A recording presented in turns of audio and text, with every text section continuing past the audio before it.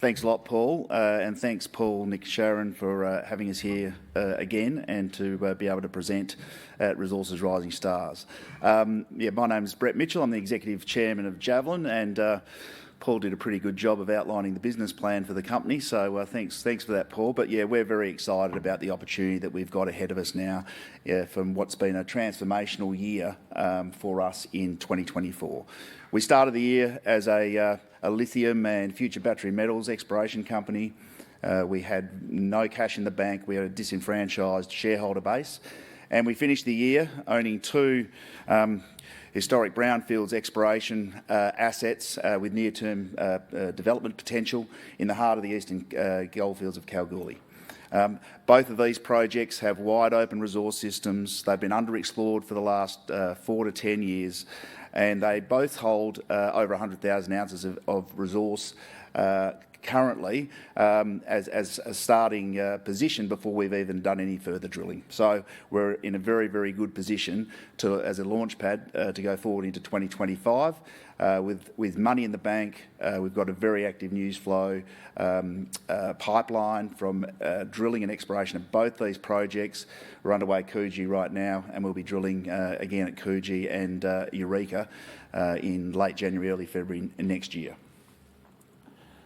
I was the shareholder of Javelin for about 3.5, 4 years when I was asked to join the board and lead a review and restructure of the company, which started at the start of this year.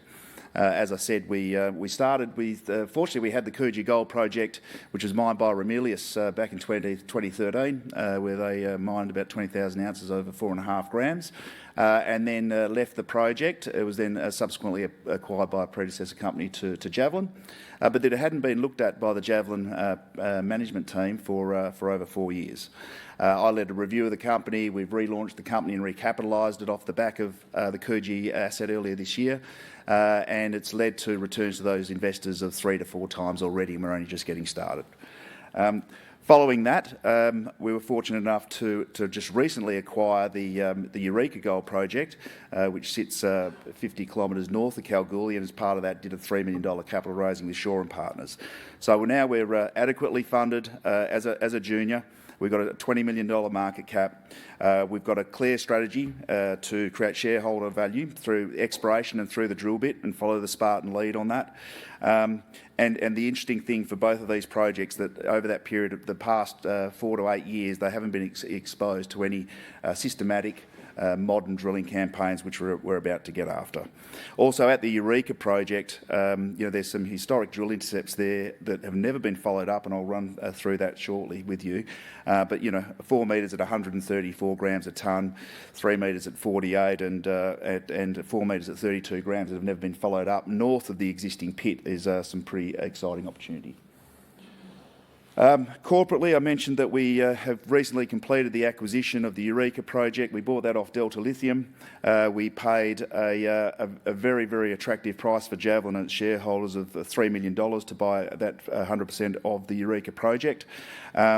We paid $1.5 million in scrip, which is escrow for 12 months, and $1.5 million in cash.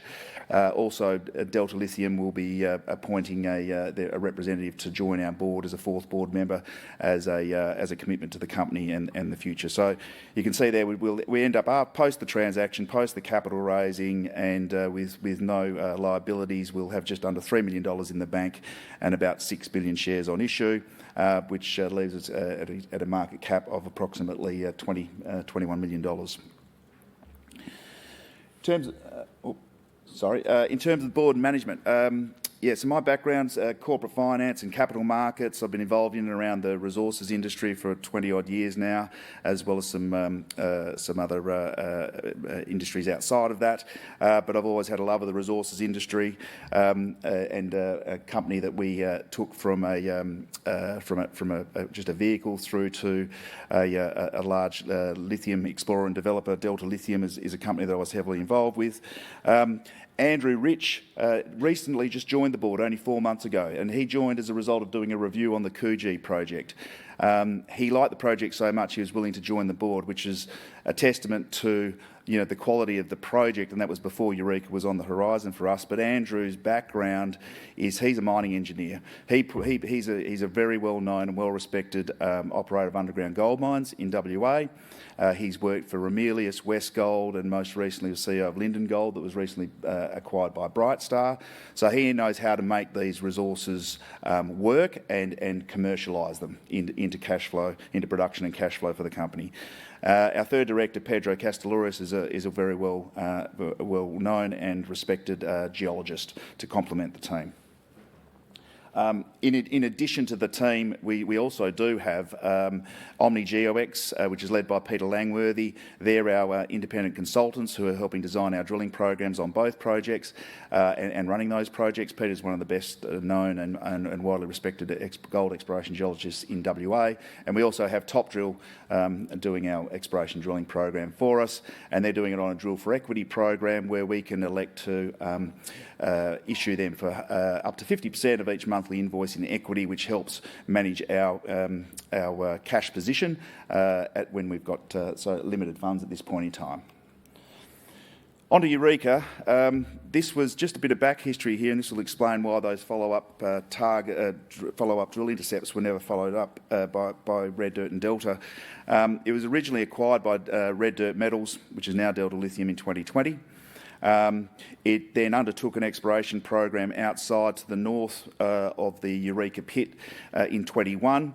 And just after those results were announced, Delta went and acquired Mount Ida for the gold project, but then found through completion of that transaction there was a lot of spodumene on that project, and overnight they turned into a lithium exploration company. So therefore the Eureka project never got any attention inside of Delta from that time forward.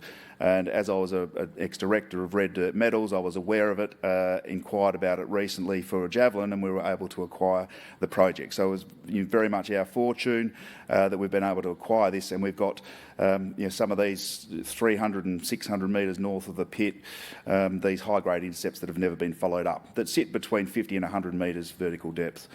One of the key advantages of both of the projects we own is that they're on granted mining leases.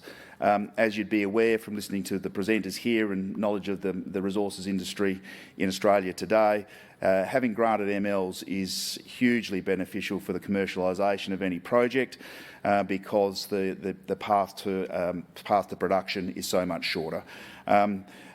We also are located only 20 kilometres north of the Paddington Mill, and our project is only about 1.5 kilometres off the bitumen. So in terms of ability to get a project like this back into production and actually throughput and generating revenues, we've got all the core ingredients there.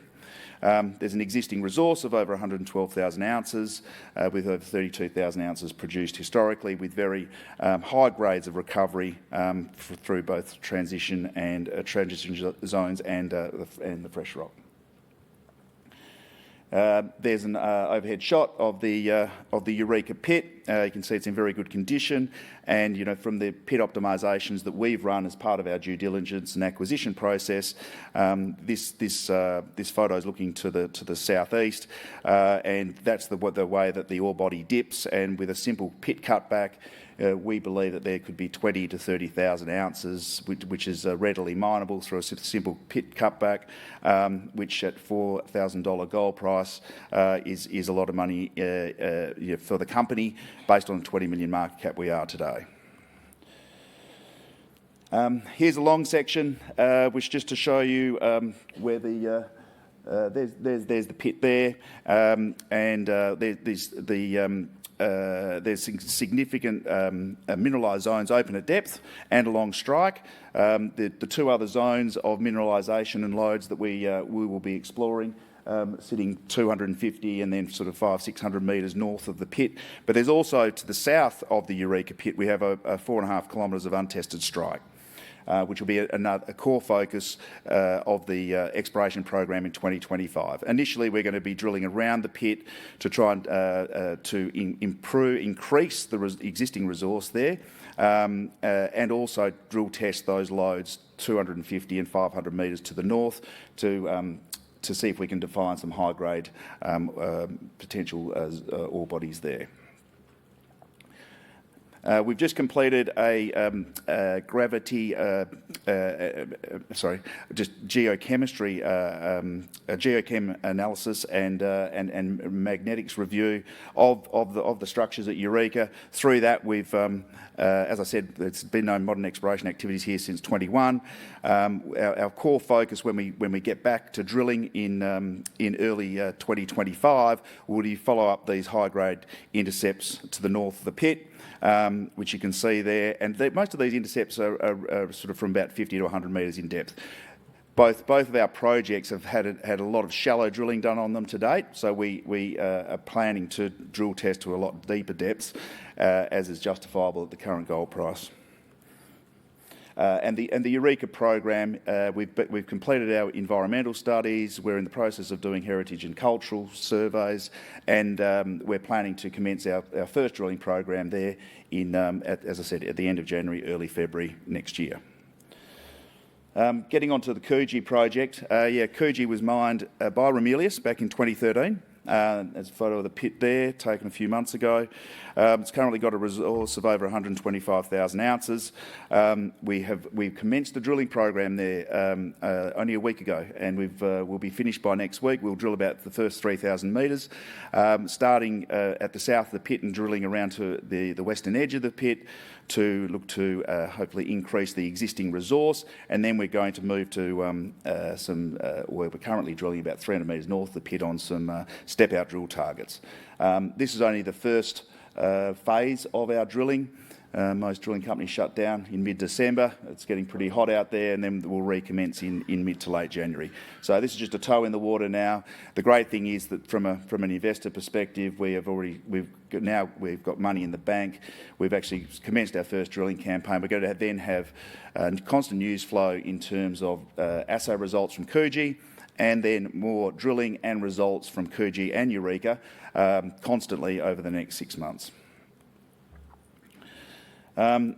Here's a diagram of the Coogee resource. You can see the pit shell outline in the middle of the resource there, and it shows you the lodes both to the south, which we've drill tested as part of this current drilling campaign, and also quite an extensive lode to the north of the pit that we're currently drilling right now. And that lode to the north also contains some inferred copper resource, which we're really excited about exploring the potential of that during the current and future drilling campaigns starting in January next year. But the gold mineralisation extends for over a kilometre with an average width of about 350 metres and extends vertically sort of deeper than over 200 metres. It's a table just showing the Coogee resource estimate.